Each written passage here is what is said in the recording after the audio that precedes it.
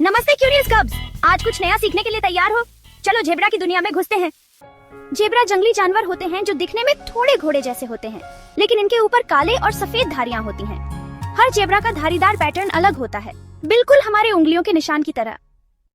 Zebra को गर्म जगहें और खुली जगहें बहुत पसंद हैं। ये ज्यादातर अफ्रीका में रहते हैं, खास करके Kenya, south Africa, Tanzania, Namibia और बोत्सवाना जैसे देशों में। ये सवाना, घास के मैदान और कभी कभी पहाड़ों में भी घूमते रहते हैं। जेब्रा शाकाहारी होते हैं, मतलब वे सिर्फ पौधे खाते हैं। उनका मनपसंद खाना घास और बहुत सारी घास।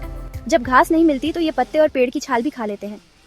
जेब्रा हमारी तरह स्तनधारी होते हैं, यानी कि ये अंडे नहीं देते बल्कि बच्चों को जन्म देते हैं। जेब्रा के बच्चे को फोल कहते हैं। फोल पैदा होने के कुछ ही मिनट बाद खड़े होकर चलने लगते हैं। कमाल है ना? दूध पीने और सुरक्षा के लिए वे अपनी माँ के पास ही रहते हैं और कुछ महीनों में वे घास भी खाने लगते हैं। जेब्रा जंगल में 25 साल तक जी सकते हैं। क्या आपको पता है जेब्रा खड़े होकर सोते हैं? उनकी धारियां शेर जैसे शिकारियों को भ्रमित करने में मदद करती हैं। वे झुंड में रहते हैं और एक दूसरे का ख्याल रखते हैं। कुछ जेब्रा की धारियां भूरी भी होती हैं। तो अब आप जानते हैं कि जेब्रा कहाँ रहते हैं, क्या खाते हैं और कैसे बड़े होते हैं। आपके लिए एक सवाल है।